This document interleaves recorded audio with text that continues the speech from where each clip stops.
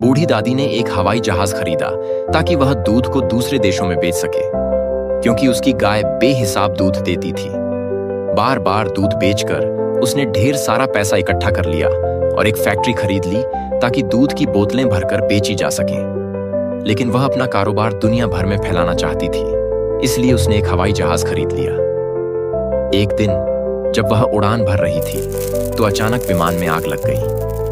अपनी प्यारी गाय को बचाने के लिए दादी ने उसे पैराशूट पहनाया और विमान से धक्का दे दिया, लेकिन वह खुद को नहीं बचा सकी।